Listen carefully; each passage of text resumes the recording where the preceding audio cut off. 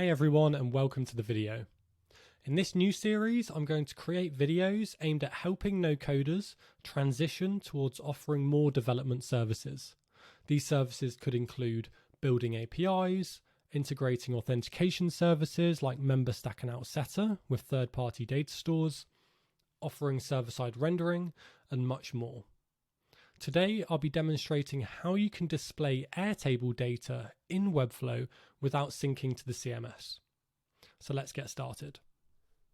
If we take a look at the Airtable base, here you'll see I've got a table called jobs. Within here, I've got 15 jobs, and these are the jobs we'll be displaying within our Webflow project. If we head over to Webflow, you'll see I've got an empty canvas, and we'll be utilizing the new component libraries to build this. Specifically the FlowUI component library by Flowbase. So if you haven't got that added to your project, I recommend adding it. And then once you've got it added, if you go to the components, go down to Career and select Career 04, this is the component we'll be using for this tutorial. And what we'll be doing is effectively repeating this element for each job in our Airtable base, and then dynamically updating the title, location, company, summary, and then even having a link going out to the external site where you can apply.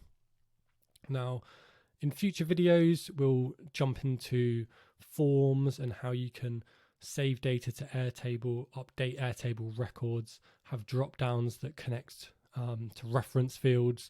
But for now, we're going to keep this nice and simple. If you are interested in seeing those, please leave a comment below and subscribe. Now, you may be wondering, how are we going to request Airtable data from the front end? Like, we're not syncing, we're not using Zapier or anything like that. Instead, we're going to be using Alphi, which is our no-code backend and is a no-code middleware. Effectively allows you to make requests from the front end to a private API without exposing your API keys. Additionally, you can transform and manipulate data, so then the data you're receiving on the front end is easy to work with, and importantly, you're not returning any data to the front end that shouldn't be. Now, if you're not familiar with Alphi, I recommend checking out the website. And if you follow me on Twitter, you'll know we've got some huge updates coming this year. So for example, in the WeWeb Hackathon I participated in last year and was fortunate enough to be a winner of, we showcased features like WebSockets, background tasks, integrating with Web3, AI integrations, and all of that is developed, just not rolled out yet. So yeah, if that sounds interesting to you and you'd like to learn more about that, stay tuned. But for now, let's connect our Airtable base. And to do that, you'll want to click the key icon in the navigation, click Add Connection, and then you'll want to give the connection a name. So I'll just call this Demo Jobs. And then for the provider, I'll select Airtable and then click Save. Once you click Save, you'll be shown a pop-up from Airtable asking you to check the permissions and then select which base you would like to grant access to. So I'm going to select the job board base and then click Authorize. You can see that the connection was successfully created. So now we're ready to start building out our workflow. So if we click the plus button and I'm going to search for Airtable, here you can see all of the Airtable nodes available. For this tutorial, we're going to be using the list records node. And before we set it up, I'm just going to rename it to Get Jobs. I always recommend renaming integration nodes because you usually reference them elsewhere in a workflow, and it's a lot easier to reference them by name. So let's configure this node. The first thing we'll need to do is select the connection. So I'll select Demo Jobs, which is the connection we just set up. Select our base, which is Job Board, and our table, which is Jobs. We're not going to worry about any of the other configuration settings for now. We don't need filters, but we will be setting up caching later in the video. Let's click Save and Run. We open the node again and take a look at the output. We can see we've got our jobs returned. Excellent. Now, something that's very important to do when you're making external requests from Alphi is to ensure that the request was successful. If you're familiar with the Airtable API, you'll know that it has quota limits, and they're not huge. So if you're building a web application, you will want to handle these. Thankfully, Alphi's built-in caching can help you or prevent you from hitting these limits, and we'll enable caching at the end. But for now, let's add a logic node. Let's open the settings. And what we want to do is search for our node, which was get jobs. And within the metadata, you'll see that the status code is available. So we're going to check whether the status code equals 200 and save. If it is 200, then we know the request was successful. If it wasn't, then there was an error. And for now, we're just going to return the default error. But the great thing is, as these requests are made from the front end, you can actually return custom errors to your users in modals or in little toasts or whatever you desire. But for now, we're just going to return default error. Let's run the flow again. And we can see the error node was not highlighted because there was no error. If we take a look at the logic node, we've got the exact same data we had because the data flows through to each node. Now, we can see we've got our data here, but this isn't going to be easy to work with on the front end. We've got an ID, we've got a created time, then we've got a fields property that contains all of the fields. These field names are like human readable, but then the created time is in camel case. So we kind of want to just make this more unified and easier to work with on the front end. Additionally, you only want to return data to the front end that needs to be on the front end. Say, for example, you had the commission split in your base. You don't want to return that to the front end because the person paying the commission might not want that to be public knowledge. So we'll solve that. Now, the first thing we want to do is flatten the data so that those fields are at the same level as the ID.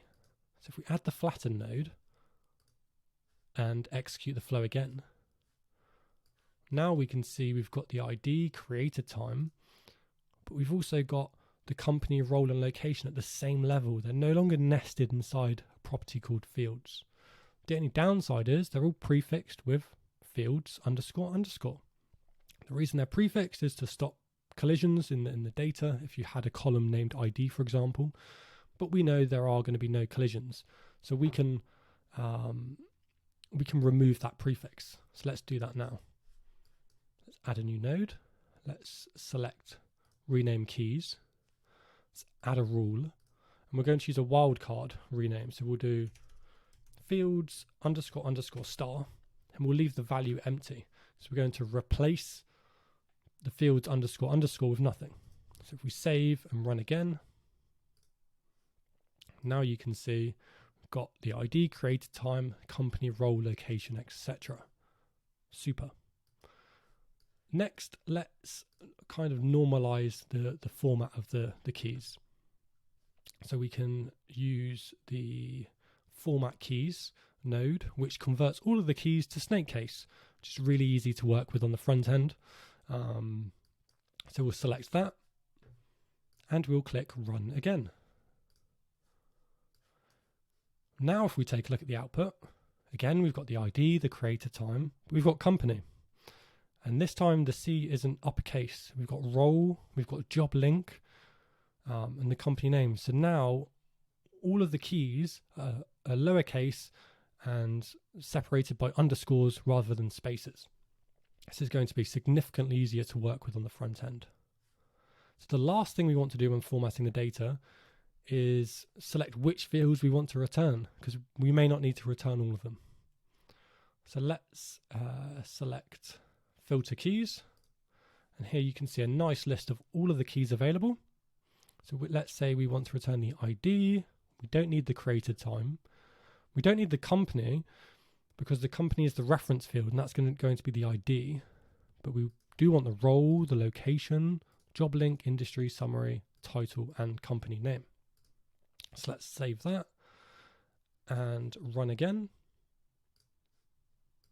Now we can see the data looks almost identical. We're just missing the company and the created time because we don't need those to be returned.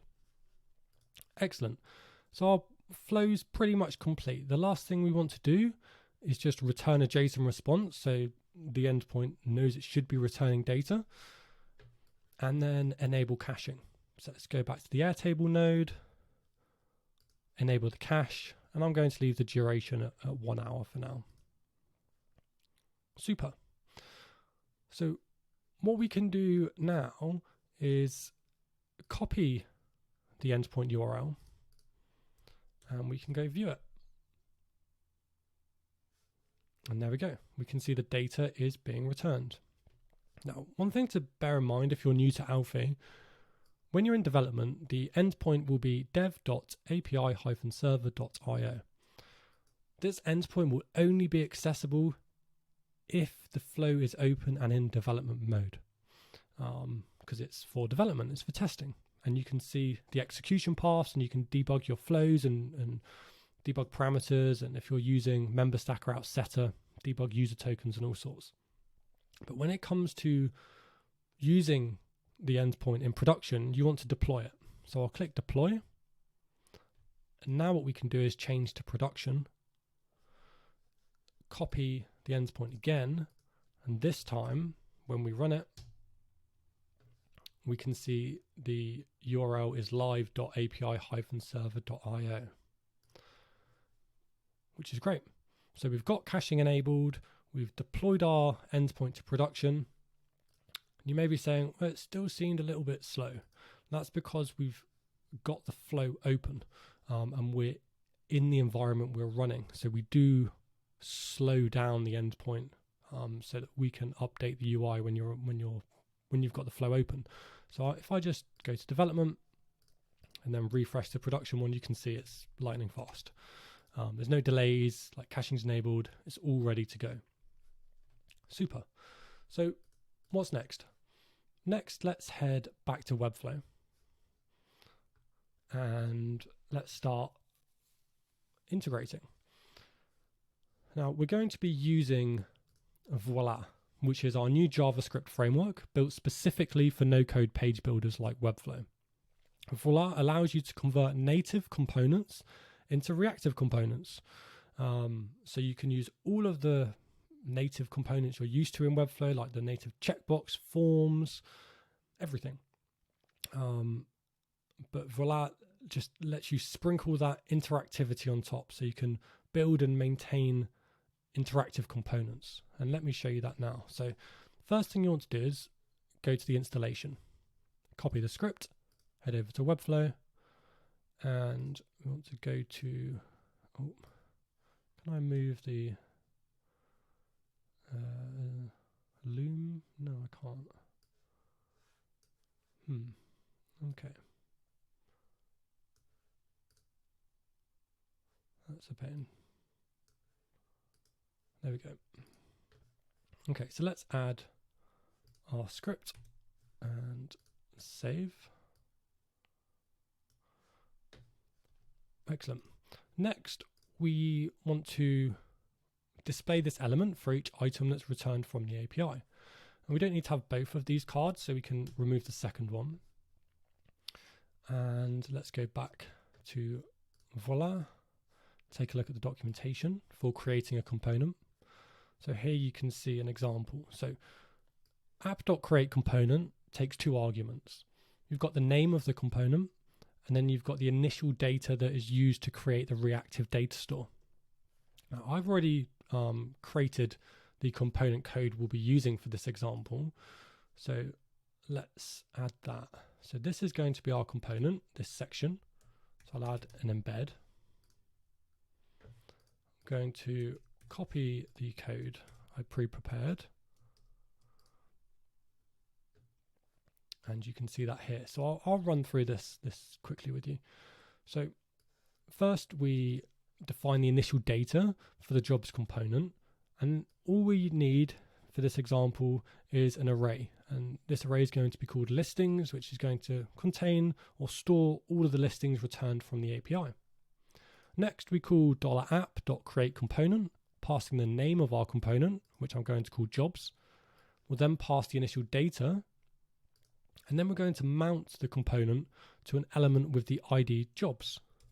So let me add that ID to our component, which I'm going to call this section. So we'll paste that. We can see that there.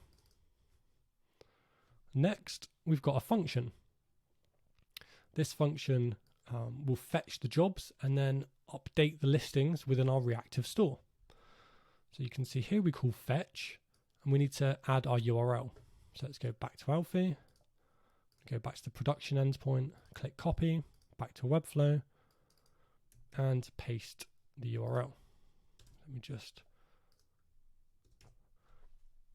there we go. Now, if the request wasn't okay, so if it didn't return a success status code, then we're going to throw an error. So say, for example, you didn't enable caching and you did hit the Airtable quota limit, so then the Alphi error node was executed and it returned an error, then we're going to throw an error. Instead of just throwing an error here, you could display a modal or like a toast message, and you can take a look at the Voila documentation on how to show and hide things based on state. If the request was okay, then we get the JSON data from the response. And then what we do is we update our app.components.jobs, where jobs is the component name we defined, .store.listings, where listings is the property in our reactive store we would like to update. And we set the listings to be the data, which is here, which is the data returned from the API. Now, if there was a network error or anything like that, we catch it and we log that to the console. And that's basically everything there is to the fetch jobs function. The last thing in the code we do is we call the fetch jobs function, so that it is called when the page first loads. So let's save that. And next, let's take a look at the attributes. So we've created our component, we've mounted it, now we've got our attributes. So I'm going to add these individually and then publish, just so it's not everything at once. But I'm going to start with the X4. What does X4 do? It lets you repeat an element for each item in the data source. So for example, what we want to do is repeat this element for each item in our listings array. So we'll add an attribute. We'll call it X4 job in listings, where job is an alias. And you could call this could be anything. You could say item, you could say elephants, it could be anything you want. It's just the alias for each item, which you'll use when it comes to like mapping data within the item. It'll make more sense in a second. But there we go. So we've got X4 job in listings. So let's publish this.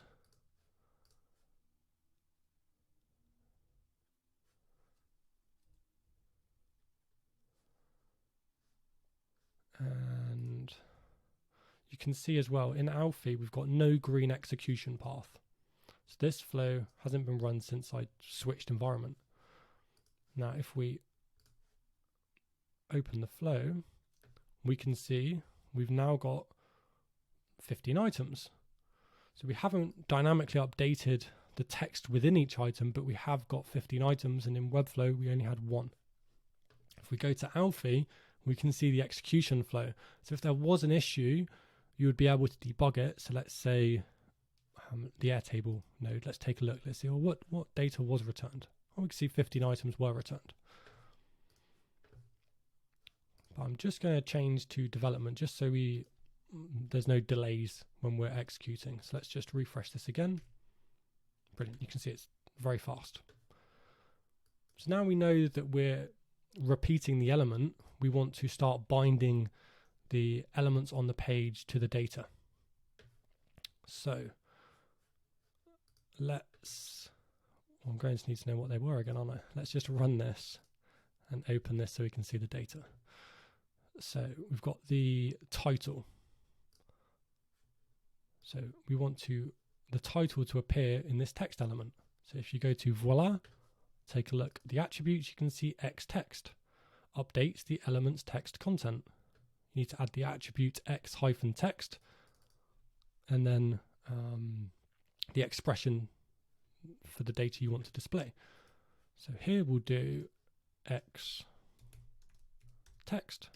We'll do job, because job was our alias for each item in our listings array, dot title. Just double check it was title. Yes, title.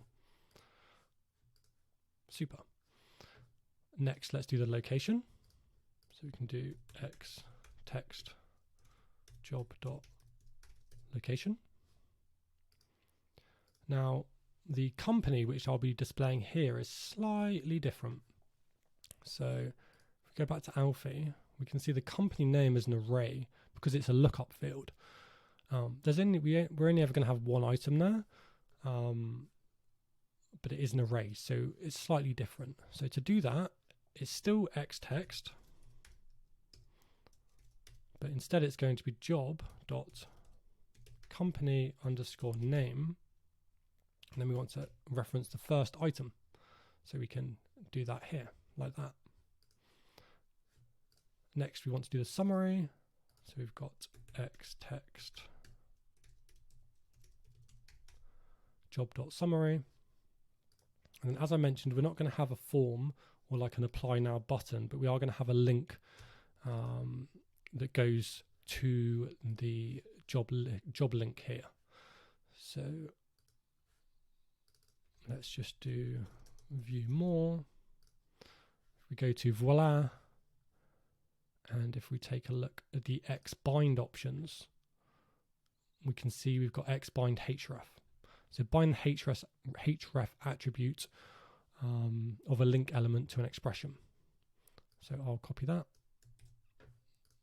and then go to our link element. We'll do X-bind href. This is going to be job underscore link. And let's tick the open in new tab, because that'll probably be best. And we should have mapped all of our fields here.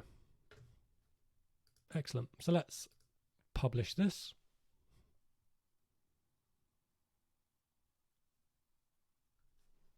Go to the live site and refresh.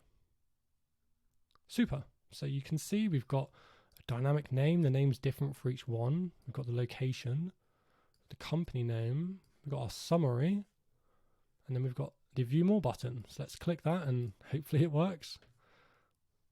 Okay, so it looks like that link is not valid. Now I know the Airtable ones are. So here we go. So we've got Airtable, view more.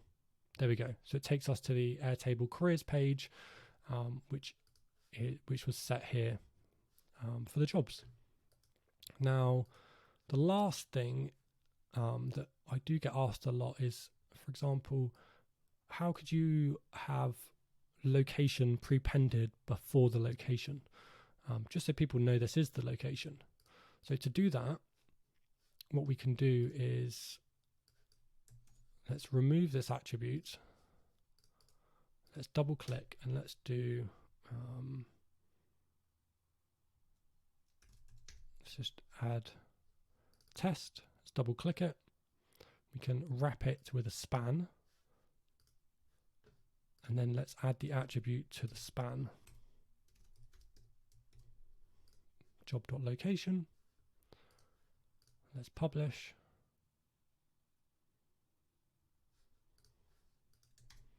And refresh. There you go. So that looks a lot better. And you probably want to add a colon in between and whatnot, but there we go. We've successfully created an API endpoint that can be called from the front end without exposing your private API key. We have converted a native Webflow component into a reactive component, and then we've mapped the text elements to data returned from the API endpoint. If you've got any questions, feel free to reach out. if you're ready to dive in and start integrating with MemberStack and Outsetter, and you've got any questions, feel free to reach out. If you want to add filtering, we do have some examples on that. You can perform client-side filtering using Voila, or you can do server-side filtering by setting up attributes within your, or parameters within your Alphi endpoint, and then doing the filtering server-side. For example, if you've got tens of thousands of records, then you wouldn't want to do client-side filtering. But yeah, if you've got any questions, feel free to reach out, and happy building.